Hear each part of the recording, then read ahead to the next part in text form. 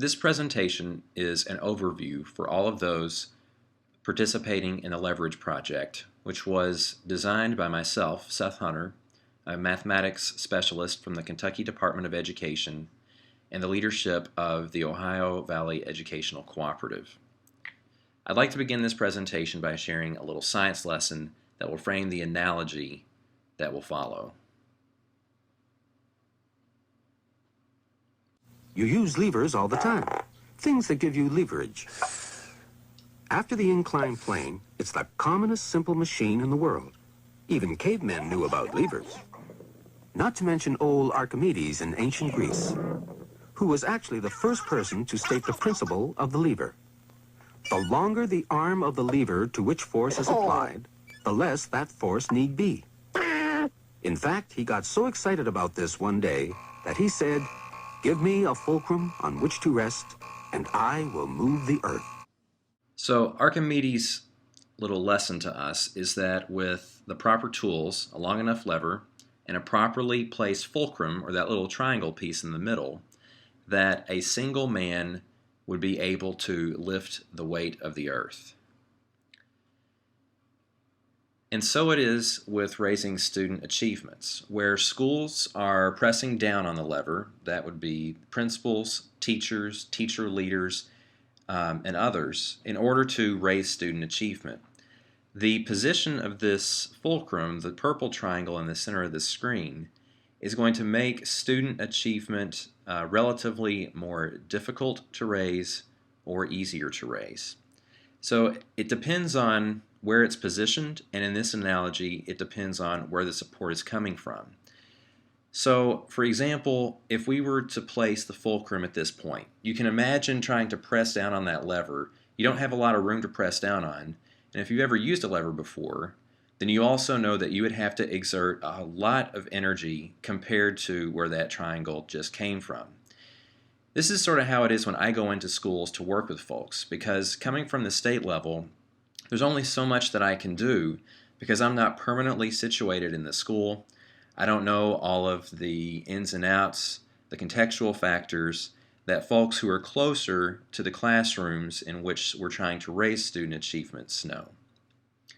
On the other hand, if we move that fulcrum away from the national or state level, closer to a district level, for example, a district resource person or district coach, that person certainly knows more about the students that they're trying to service, probably spends more time within or on site than I could as a state rep. The position of the fulcrum now makes it easier for the school to raise student achievement because of the positioning of these tools. Finally, if we move the fulcrum just a bit further to the right, if that fulcrum, it represents support provided by someone who is actually situated in a classroom, that's when it becomes easiest for a school to raise student achievement. With a lever positioned as such, the school does not have to exert a tremendous amount of effort in order to raise those students' achievements. So how do we do this? I'm going to outline a 5-step process, although we'll really only focus on 4 of those 5 steps throughout this school year.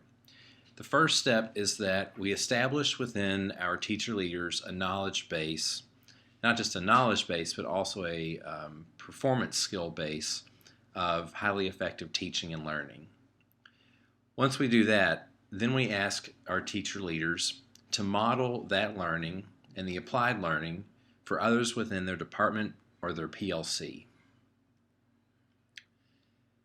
Once the teacher leader is recognized by their peers, not through the blessing of an administrator or a state representative such as myself, but once they're recognized because of the good works that they're doing by their colleagues, then together the colleagues and the teacher leader collaborate under the leadership of the teacher leader.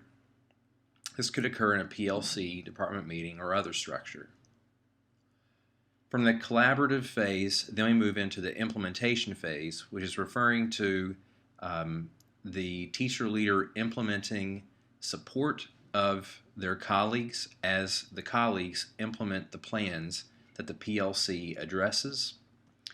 And in the future, once a school has in place a functioning PLC led by a teacher leader, then we'll have site models that could be systematized across a district or region. I want to point out a couple of things here. One is this framework was outlined by the National Council of Supervisors of Mathematics Prime Leadership Framework, although it's been tweaked just a bit. The second thing is that the phrase teacher leader has a very specific meaning. I have been referring to all of the participants who have attended my network as teacher leaders over the last 2 years, but unfortunately, some folks are teacher leaders in title only and are not actually leading other teachers, leading their colleagues, and displaying some of the qualities of teacher leadership that you'll get a chance to investigate a bit later during this presentation. So let's look at each of these 5 stages in a bit more detail. During the know stage, again, this is where in the work I've engaged in the past year, there were 6 classroom teachers who chose a specific goal related to our characteristics of highly effective teaching and learning. Those classroom teachers, their administrators, and myself defined evidence that would reveal whether or not the particular professional development in which we were all engaged was going to be successful. And then those teachers, after we decided on what the goal would be and how we would determine success, we all enacted the professional development. We refined some of the professional learning, supports, classroom actions, knowledge, and dispositions needed in order to reach success, and we continually adjusted until we reached our goal. Through some opportunities, some of these teachers have already been able to model for others the highly effective teaching and learning in which the teacher leaders and I were working on. Through this process, they are now recognized as leaders, at least within their school, perhaps within their district. These teachers also have an open door policy with their colleagues so that colleagues can come in and observe the great things that the teachers I work with are doing within their classroom. And again, the important thing here is that a classroom teacher from the school is the one modeling these things. It's not just me. It's not an outside consultant or a national consultant. It's someone who is working in the trenches, so to speak.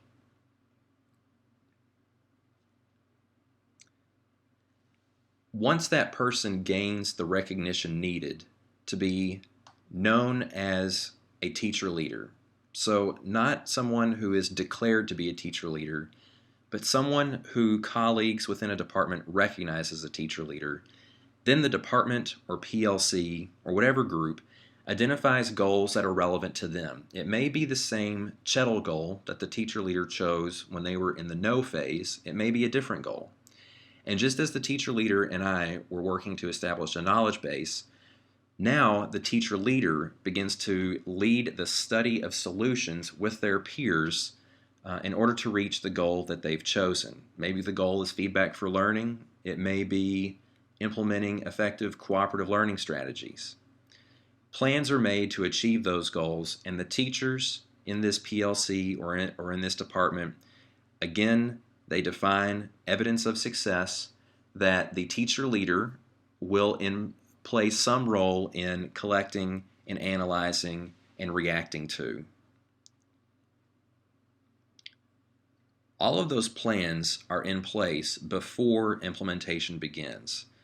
I've participated in some embedded professional development where the PD begins before the plans are in place. However, that is not the model that we're using under the support that I'm providing.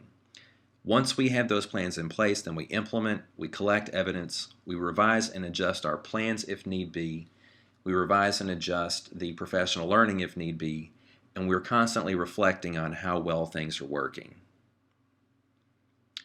If all of this goes well, then what we see is within the PLC, someone that's different than their colleagues. That little red person there is meant to represent the teacher leader. They are operating within the same group as those that they are trying to support. However, they have a different set of responsibilities than those that they are trying to support as they assist their peers in developing professionally. So let's point out a few specific expectations I'll have for the leverage teachers or teacher leaders, their administrators, and the department in which the leverage teacher is situated. Now, not all of the expectations are listed here. The same expectations that we had in last year's work still exist. So I'm really only going to point out some, maybe some really important expectations or some that may be a little new. One of the differences this year is that administrators are going to be present in some way in order to refine their understanding of highly effective teaching and learning in mathematics. Administrators were present during the collaborative phase in the past, but now, to some degree, administrators will be present during implementation and or during the establishment of a knowledge base. Once we move from the knowledge base stage of the teacher to the modeling stage of the teacher, the goal here is that the leverage teacher is gaining recognition and beginning to mentor others in their department. The administration is supporting the recognition that should be attributed to the teacher leader, and the administration is also continuing to refine their understanding of highly effective teaching and learning in mathematics. Remember, this is all happening before the teacher leader's peers adopt or begin working specifically or intentionally on these professional learning goals. At this stage, the only thing that's happening in the department is that the teacher leader's peers are observing and hopefully developing buy-in with the supports coming from the administration and with the open door policy of the leverage teacher. What you see on the screen here, I wanted to take a time out for a moment to show the type of plan that would have led a leverage teacher through the know and model stage. So I'm going to point out a few things. It's too much text on the screen to read everything, so I'm just going to point out some of the ideas behind the creation of this document. So at this point in time, what happened last year with the leverage teacher and I is that we'd already established a professional learning goal, and we had written that professional learning goal in a way so that it would apply directly to student learning. In this case, this was a PLC of 2. It was just a leverage teacher and myself that focused on feedback. The next piece is, again, the selection of evidence of success, as I've already mentioned. So I brought to the table a knowledge of what would constitute valid and reliable evidence for particular selections of professional learning goals. And as the teacher leader transitions from the model to the collaborative stage, that's a set of teacher leader knowledge now that person would need to know in order to support their colleagues in choosing valid and reliable evidence of success. And then, as I was coaching the teachers last year, we developed action steps, and I pulled together resources that we utilized in studying solutions before implementation, and then we put into place a learning cycle that essentially consisted of we plan the lesson, we try it out, and we reflect on it and adjust as necessary, take what we've learned, wash, rinse, repeat. We would plan, we would try it out, we would reflect. Every one of these documents included a mapping of the professional learning goal to specific characteristics of highly effective teaching and learning. So if someone was to ask, how does this particular PD relate to a thinking strategies PD, for example, as long as the thinking strategies PD was connected to the characteristics that it was eliciting, then we can make an easy comparison and see how this PD might compare in terms of goals to a thinking strategies PD. So that plan that I just shared with you is the type of plan that a teacher leader and their colleagues would develop themselves during this collaborative phase. Now, it's not as though the teacher leader is being thrown out to do all of this work completely on their own independently. I will still be there to assist them in doing so. But at this point, the teacher leader and their colleagues are doing this with very little support from me. I'm playing a minor coaching or consulting role. At this point, there's also something new that's tossed into the mix. Leverage teacher is beginning to lead. I think I've already made that clear. But something that's different is that at this point, using the teacher leader model standards created by a group of professional development experts across the nation, the teacher leader is going to select a relevant teacher leadership goal. So they would choose a teacher leadership standard, for example, analyzing and using data effectively. And then I would very actively and intentionally work to develop the teacher leader's capacity with respect to the selected standard. The administration now has to solve the problem of resource allocation. Where does the time and space come from that would allow the teacher leader to lead a PLC and also hone their skills as a teacher leader? It is not feasible for a classroom teacher with all of the regular duties of a classroom teacher to keep all of those exact same duties and become a teacher leader. Resources must be reallocated. The department at this point then, under the guidance of the teacher leader or the leverage teacher, remember those two people are the same person, they are creating their own PLC action plan. The difference this year, or at this stage, is that whereas I was supporting the teacher last year in implementing and enacting this plan, now the teacher leader assumes the role that I played last year.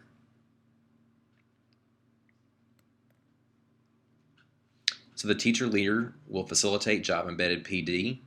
My primary function will be to assist the teacher leader in refining their teacher leadership with respect to the teacher leader standard that they have chosen to work on. The administration facilitates this process, and then, as always, I don't think this is anything new, maintains alignment of the PLC goal to the school's goals and mission. And the department continues working on that PLC action plan.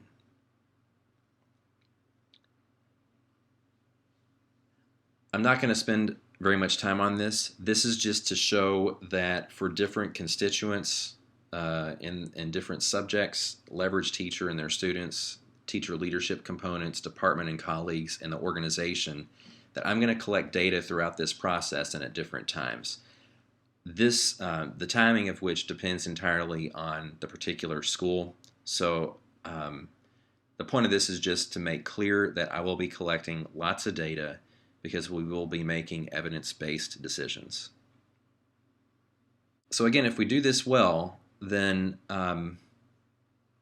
what's going to happen is we're going to have a teacher leader not emerging from, but working with their colleagues in a way that they have not worked with their colleagues in the past in order to leverage the highly effective teaching and learning skills that they themselves have demonstrated and spread those throughout the department. My primary role will be to consult a bit the teacher leader as they are assuming these leadership roles and responsibilities, so that by the end of this school year, we won't just have highly effective teachers, we will have highly effective teachers and highly effective teacher leaders. If you go to this website, at this website on the left-hand side, you're going to see a little link that refers to the Leverage Project. And at this time, I would encourage you to go to that site and to examine in particular the teacher leadership standards so that you can gain a better sense of the particular types of capacities that I'll be working with the teacher leaders on when developing their leadership skills over this school year. So you may want to pause the video to do that. What those teacher leadership standards do for us is show us how to close the gap between where we are and where a school or a department would want to be in reaching its self-selected CHETL goal. The vision for doing this is through teacher leaders, and now that this consortium has written this set of standards, it provides us with a set of language that I can use in supporting and a set of language that I can reference in supporting the teacher leader. So some significant organizational changes that I believe are going to happen as a result of this would be a shift in school culture, the need to reallocate time and space, and redefined roles for both the teacher leader and administrators. Now, how will we know what decisions to make and how to allocate resources and what moves we can make to properly guide the development of a school culture? All of that will come from the data that I will be collecting over time and from the innovation within the school. So Archimedes said that with the proper tools, proper lever, and a properly positioned fulcrum, that he would be able to move the earth. Through this professional development, we will leverage highly effective teaching and learning through the fulcrum of our teacher leaders in order to raise student achievements no matter how daunting the task may be. If you have questions, please feel free to contact me using the link on the left-hand side of the web page that was shared earlier.